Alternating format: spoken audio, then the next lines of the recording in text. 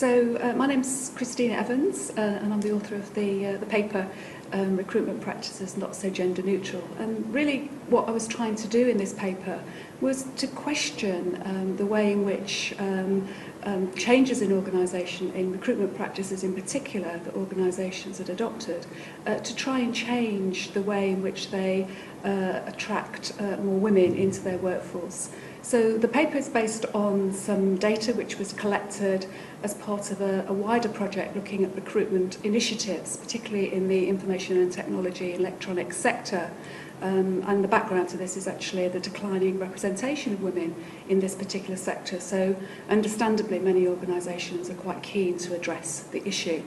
And the research involved looking at specific initiatives that organisations had introduced, and one of which was the use of competency frameworks. And competency frameworks have been around in HRM for some time and are deemed to be quite good practice.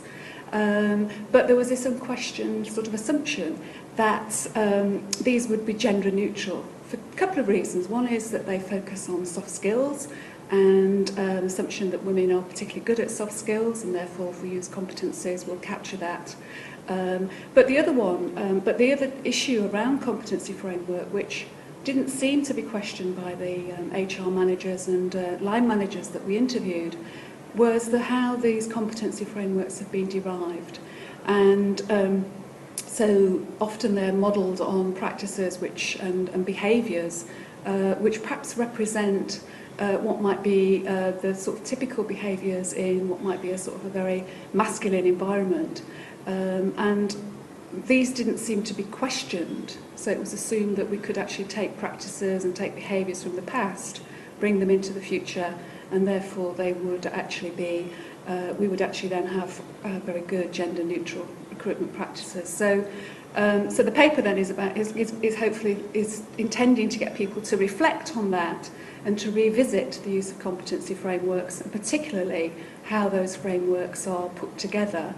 I suppose, the research was carried out in a particular sector. It was in the IT sector, but I think in terms of generally trying to revisit competency frameworks in the recruitment process is something that could actually be applied in other sectors as well. It would be very useful to be able to compare the findings and how people view competency frameworks and the degree to which they do actually help, particularly in the field of diversity. And I've focused on gender, but equally they could be applicable in terms of ethnicity and age, etc.